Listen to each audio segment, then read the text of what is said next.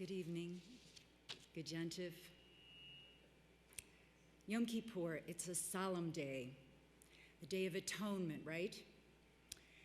But it's also the day when young Jewish maidens would dress in white and go out to the vineyards to dance, and the young men would follow them out there looking for brides. On Yom Kippur, we not only reflect on the past year, but we also look to the future. We look to the continuity of the Jewish people. At this time, we look to the future of Synagogue of the Summit. We have a new president and a new board. We have some new members. Welcome.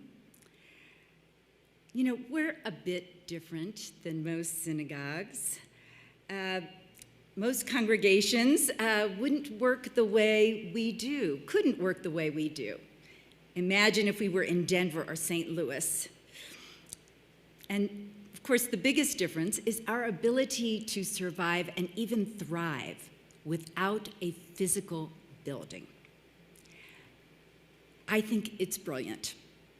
We don't and can't afford to sink millions of dollars into land and building, a building that requires heating and maintenance and care. Instead, we get to hold our services in gorgeous outdoor settings, and we rent indoor locations, including beautiful churches like this one, when we need them. It's a modern approach. It's smart ecologically, and it's fiscally sound. It allows us to vary our venues to accommodate people throughout our county. And it even connects us to people outside of our Jewish community. But no building does not mean no expenses. Contrary to popular belief, Margaret Gilbert did not receive our new Torah from God on Buffalo Mountain. She arranged for it to be purchased and flown in from New York City, along with our scribe Neil, who ensured its safe delivery and helped us to fulfill the mitzvah of writing in the Torah. As we emerge from COVID restrictions and the weather gets cooler, we're going to want to be indoors for our events. We need to maintain and store our Torah, our prayer books, our ritual items, our website. We want to put flowers on the bima. We want to host meals. Renting venues for high holiday services and other events has become increasingly pricey. In Margaret's annual report, she told us that before the pandemic, SOS received grant money from the county and local towns to help defray rental expenses. But those grants are no longer available. To explain another expense, I'd like to tell you a story.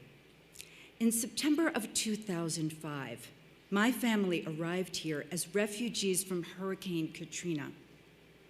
Believe me, that is fresh in my mind right now, seeing the destruction wrought by the recent hurricanes, Fiona and Ian.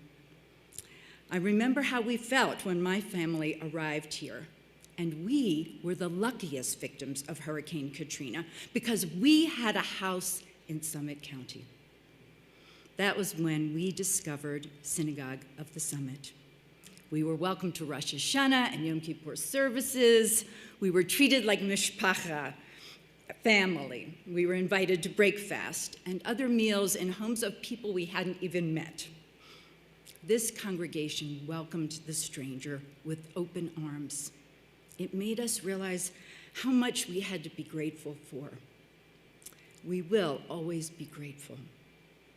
But something was missing from those services. There were no clergy, no rabbi, and no cantor. It was those services that made me truly understand, perhaps for the first time ever, how valuable clergy are to bringing form and clarity, beauty and meaning to a service. Without spiritual leaders, it's kind of like being on a trail without a destination. You just don't know when you've gotten there. I felt a little lost in the woods. We are so fortunate to have a rabbi who helps us navigate. Rabbi Ruthie understands the loving and joyful parts of Judaism.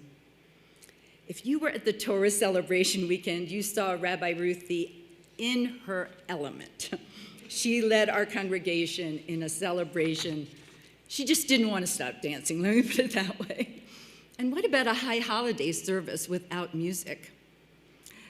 The words of our prayers are beautiful, but by adding music, this service comes to life. And thank you, Cantor Avital, for being here tonight. The ancient and modern melodies connect us sometimes to our ancestors, to our childhoods, to Jews around the world. Let's never go back to a high holiday service without clergy. I'm proud to be part of this congregation. What we accomplished on the Torah Welcome Weekend this past July was just amazing. All of these moving parts came together for an unforgettable weekend. That weekend, like these services, required months of planning and work and coordination by the rabbi, by the board, by many volunteers. As we plan for Jewish year 5783, what do we want this synagogue to be? Do we want it to be a place where we can come together as a community for Shabbat, for high holidays, for Sukkot, for Passover, for social events?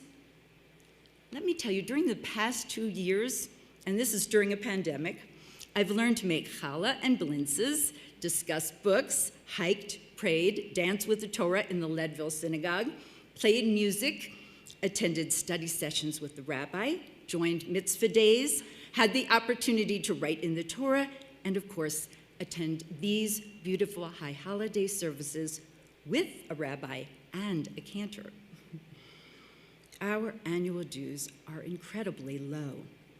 There are families at SOS that pay less in annual dues than it costs to buy tickets to high holiday services in many synagogues throughout the United States. This congregation is valuable to me. When I look to the future of our Jewish community, I want to ensure that it will be here next year and for many years to come. That's why throughout this month of October, David and I are offering $1,800 to match any increases you make in your annual dues over last year. And if you've already paid your membership dues for the year, great. You can still take advantage of this match by increasing your dues now. When we arrived as Katrina refugees, SOS welcomed us. And the fact that there was a synagogue in Summit County was important to us in deciding to make Summit County our home. Please join us in making sure that SOS is here for the next Jewish person or family, whether they've come to stay or because they're seeking a Jewish connection in a time of strife. Also, join us in making certain Synagogue of the Summit remains healthy, vibrant, and strong in the coming year. Gemar Chatima Tova. May your names be sealed in the book of life for a good year to come.